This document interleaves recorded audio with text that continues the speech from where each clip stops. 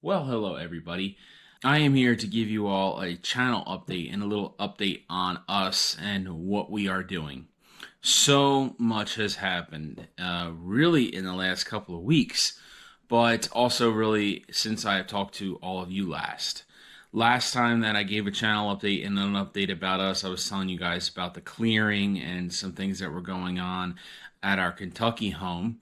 But I was watching TV the other night and I actually was thinking, I thought, there's a lot of things that have changed and I really should tell everybody. So, first and foremost, I know that the videos have kind of been a little slow to get posted, and I do apologize for that.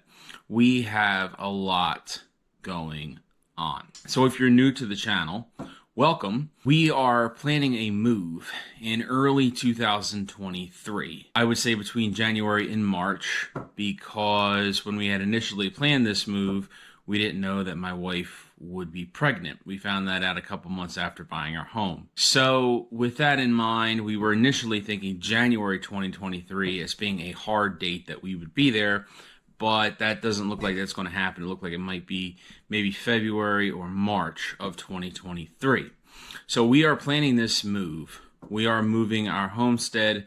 We are moving some chickens, some rabbits with a number to be determined, but we are moving some of them as well as our 3 cats, and we are also moving us and our stuff. What we have been doing in this time, really since we decided to move, we have been going through the things in our home, deciding what we are going to donate, sell, and move.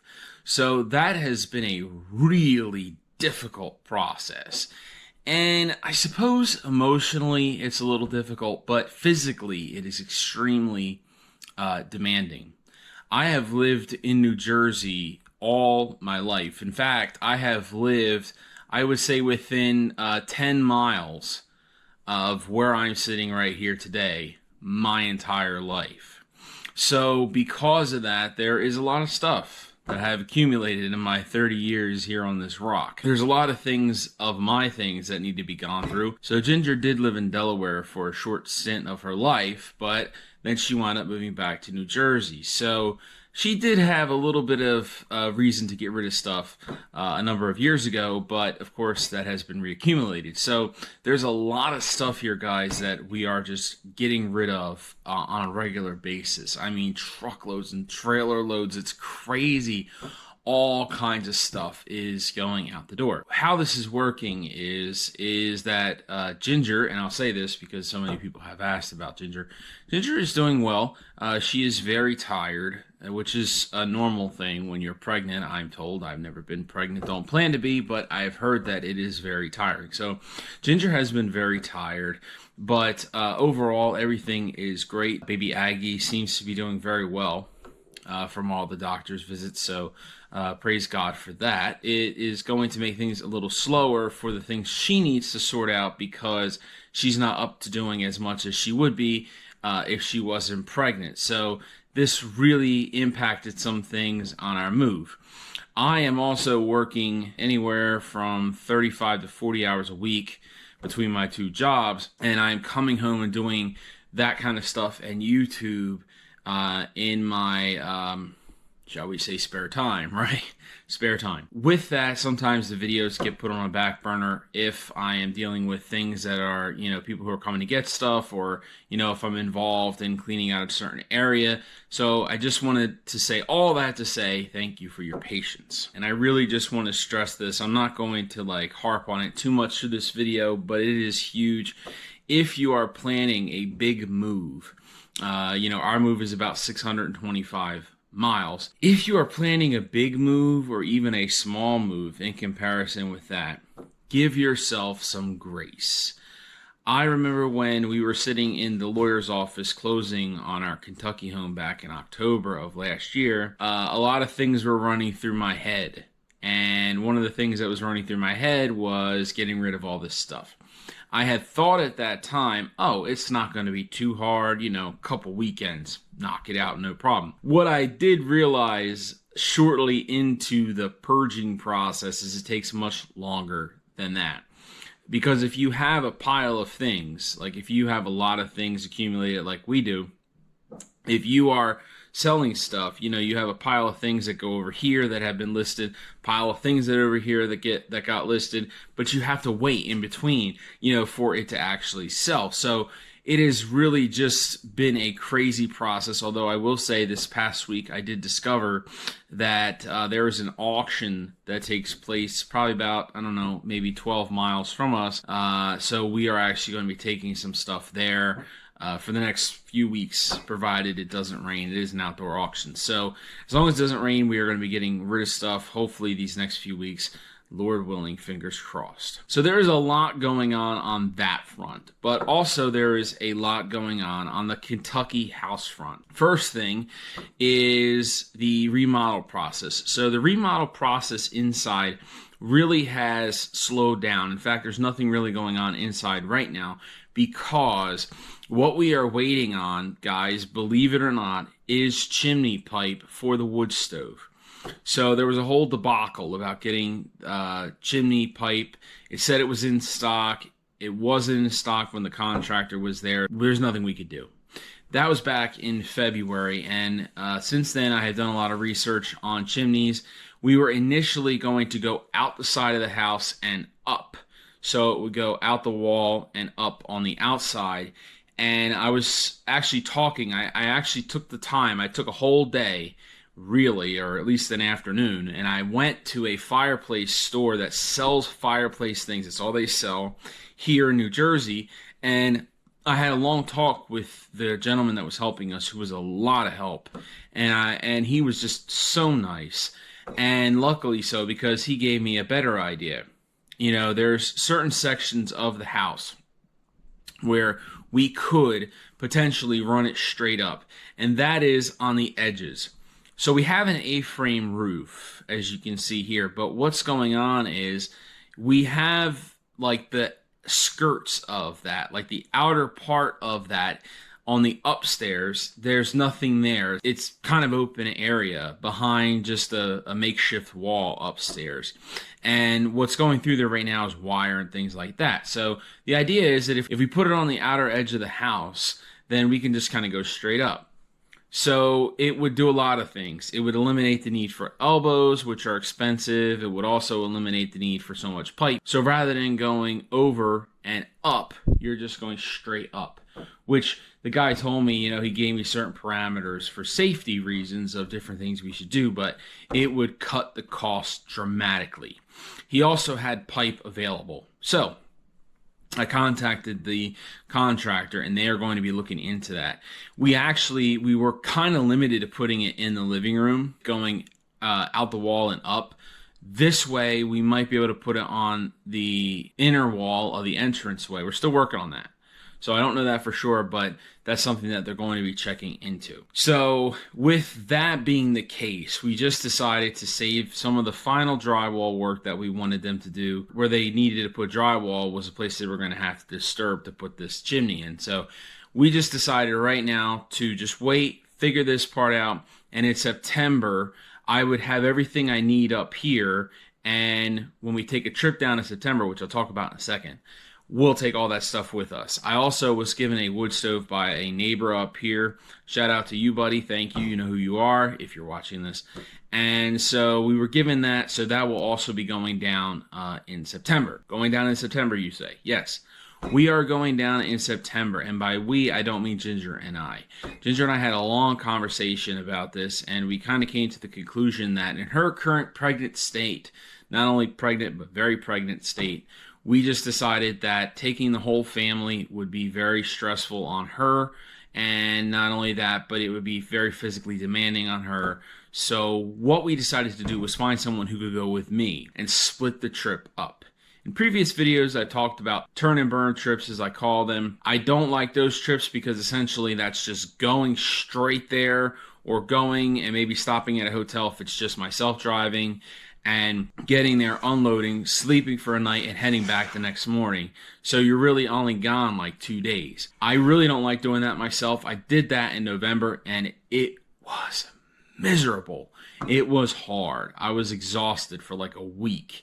And it's just tough because the drive is so demanding. So we decided to talk to different people. And actually, a friend of mine from my second job, I reached out to him earlier. Actually, it was last month. It was in June. And I kind of explained the situation, and he is going with me. So we are going in September to take a load of stuff. It will be one of those, like I said, turn and burn trips where we're just going there, dumping, and leaving. However, there's 2 drivers, so it's going to make things a lot easier for me. It's almost to the point where I feel like it's not really safe to go with one person just because of the demand of driving. Could I do it if I had to? Yes, but it's certainly not ideal. As far as the trips go, what we're going to be doing is that September trip. And then I think we're probably going to have 2 more trips. I'm kind of hoping just one, but I'm pretty much figuring 2 more trips of just taking stuff. And then a 3rd trip that would be the animals and, any kind of other miscellaneous stuff that we can't take and leave. And that would be like the final trip. There may be 1 more peppered in there somewhere. We're not quite sure. It's going to really depend. We are trying to get the stuff down there, within a reasonable time frame, because what we don't want to do is have to make like 6 trips in the course of a month. Like, I can't imagine. I'm not sure I'd even survive that. So we really want to space this out because, again, it's not realistic to do a bunch of these trips in a short amount of time. So what we're doing is, yes, doing the turn and burn trips, doing the quick trips, but with the second driver, as well as spread apart and not, back to back to back. And, we just don't really have a hard date yet. We are exploring options to list this house, which will probably be on the market. We're hoping around September, hopefully lock in a buyer. We're not 100% on that yet. Again, it's all very fluid here, but we are really trying to really start to think about these things and think about, like, okay, if we do this, then how do we manage the house and how do we do this and that? There's a lot of moving parts. Back to the Kentucky house.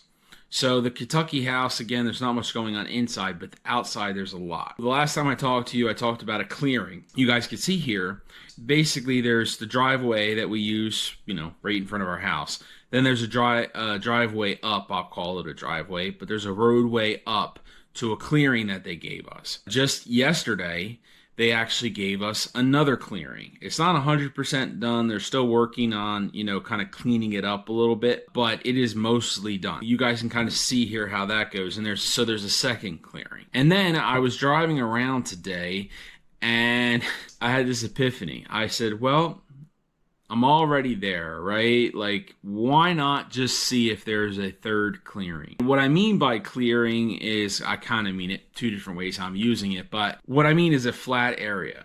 So I'll get to, how much we have cleared in a second, but if there is a reasonable amount of area that is a 3rd clearing, so, there's our house, a 2nd level, a 3rd level, so I guess this really would be the 4th. I'm not really counting the house one. So if they could give us 3 spots for, animals, garden, that kind of stuff, it would make a lot of difference. We're not 100% on that. There may not be one. I don't know. They are going to go up and explore that on Monday and see where the next one's at, the next level area, see how big it is, see if it's worth getting a road up there and clearing it. That remains to be seen. Here's the awesome part, guys. I'm not going to count the house area. I'm just going to count the other 2 areas that they cleared. Between the 2 cleared areas, we are somewhere around 3 to 4 acres of level area. I'm not including the roadways up there either. I'm just including the flat areas. So we're dealing with about 3 to 4 acres of cleared flat area. And these areas are going to be used for different things. We don't know 100% like what we're going to be doing. I kind of want to see it in front of me to kind of say, okay, these can go here, this can go here, this can go here. So there's a lot of moving parts, but they're there. And so here we are in mid-July, and they're doing it now because hopefully what will happen is this will begin to seed and grow some grass to give us some roots to suck up some extra moisture, give us something there so that we're not dealing with, mudslides and things like that. The way it's designed, we shouldn't have that problem, hopefully, but we have noticed a little bit of runoff with what's been going there, and I'll put this video up for you guys to see. So what is happening here is where the driveway meets the roadway to go up to the first clearing, there has to be something there because there's a ditch there, and there has to be something underneath of where we're driving, where we would be driving up with like a four-wheeler or walking up. There has to be something there. Otherwise, the ditch would just collapse and the water would just, run into the driveway. So here, there is a small pipe, and what's happening here is the pipe is too small. So they're actually going to be digging that up on Monday and putting a bigger pipe in there to give more area for the water to go. And that just ultimately runs out, along the street and goes into the little creek along the side of the house. So this is essential. Water has to have somewhere to go that's safe, that's not going to hurt anybody, and not going to erode the land. Speaking of that, the big crater in the front yard. So they did have some extra dirt from all this clearing, and they just are slowly dumping that dirt there. It's not making a huge difference, but it is a little bit. You guys could see there is a little bit of a difference and a little bit of something. What they have done, though, and that video that I showed you kind of demonstrates what was happening, because this was the same thing that was happening before, except it was a little further up. What's happening is the water's running there, and it's just diverting across the driveway and was washing out that area there in the front yard and caused the mudslide. What has happened is that will be fixed, but also there was some drainage issues with gutters and stuff all going to that point. They rerouted the gutters, and now they go again in the creek of the side of the house.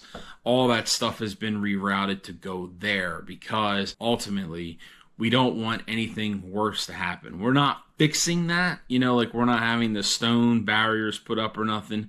We're not doing that, but we don't want it to get any worse. And the excavator, had a good look at it. He had some other people look at it, and they all kind of agreed, it shouldn't get any worse, but we need to do some things to help it from getting worse.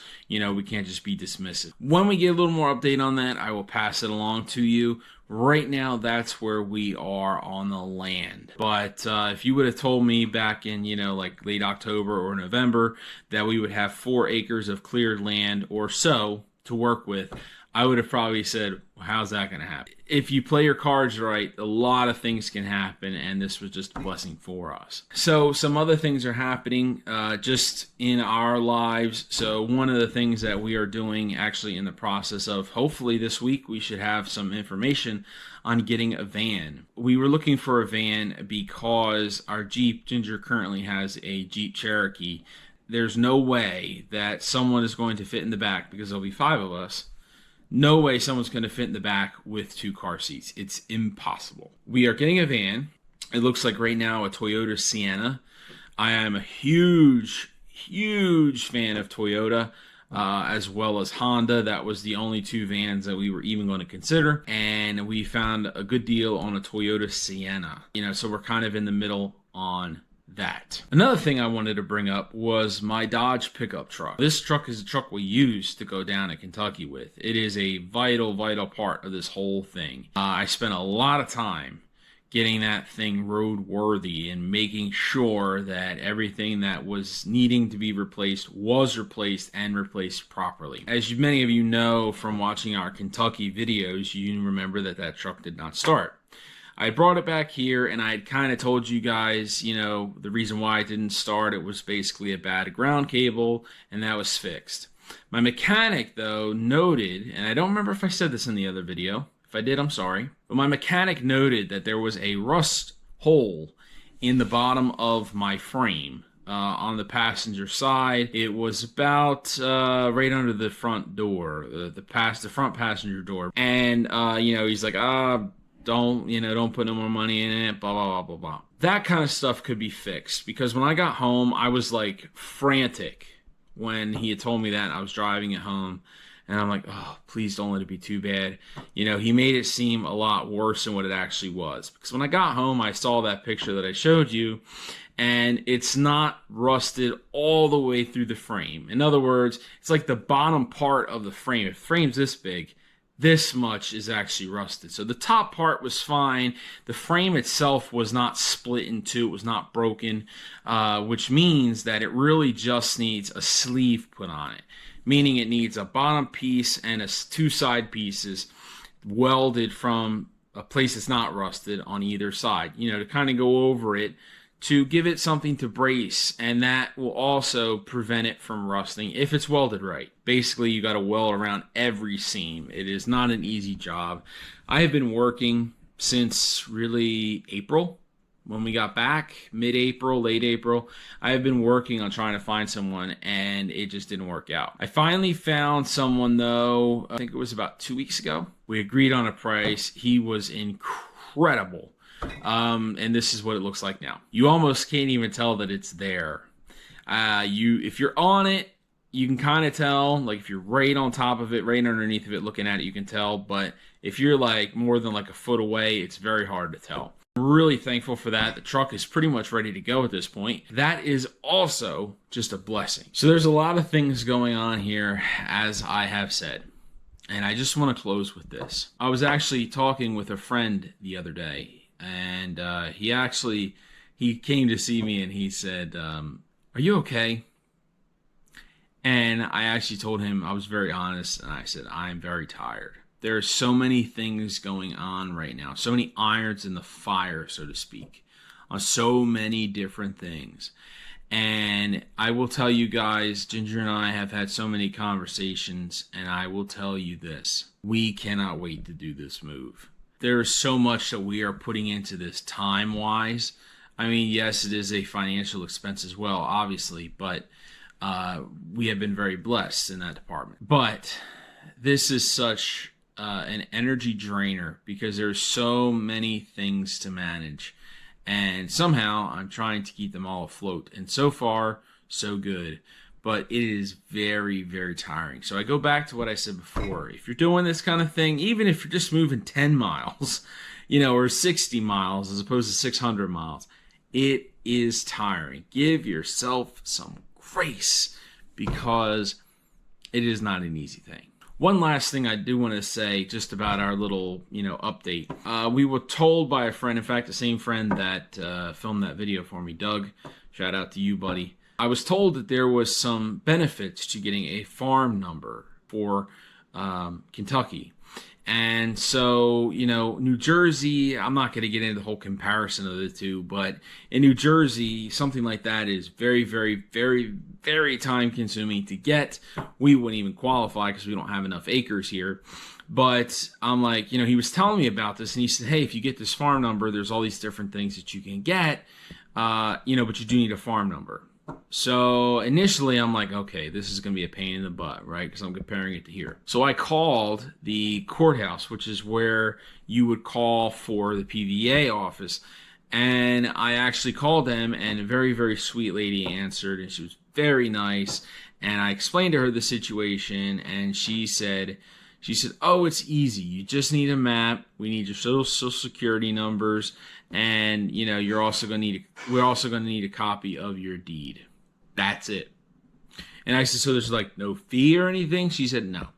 She said, it's very easy to do. We just need that. It takes us about a month to process it or so. And then, we get you set up with the number and you're good to go. In fact, she had even said, are you trying to take advantage of the programs out there? Because right now there's a program for greenhouse materials for free. And you have to put it up yourself. There's certain requirements that go along with it, but they're very easy and very minimal. We are looking to take advantage of that kind of thing. So because of that, we decided to try this. And the property map is on the way here. I imagine it'll probably take a week. That's kind of something on the back burner, but it's something that we're working on. And I know this video is going on and on and on, but I just want to mention this. We are actually looking at getting the well fixed. This is something that I really have not explored too much, so I can't give you too much information because I don't have it. Right now we have county water, but we are looking to get that well functioning again. So one of my things that I have on my list to contact is well companies down there that could just go out and say, hey, look, this is what you need. This is what you got. Here's how much it would cost, just so we have an idea. Because right now I have no idea. I don't know if the well's dry. I don't know if the pump's good. I don't know if the hookup is good. I don't know any of that stuff. So I'm trying to just, get an idea, because it would be a very deep well. I mean, it's up on a hill. So there is a lot of things that are going to go into that. All of it's necessary, though. right? Like we're trying to be, sustainable, and having well water, I think, is a key to that. So we're working on that. Again, not much information, but it is something that we are working on. Hopefully in the next update I have some information for you, but right now I don't have it. Thank you so much for watching. Thank you all for the love and the support that you have given us and shown this channel. Videos are coming. They just might take a little longer than normal. We'd like to get a video up, like really the rate we're going. We kind of want to have 2 videos up a week. It's just not happening right now just because of everything else going on. But we beg of your patience, and we just thank you all for the understanding that this is such a crazy time for us.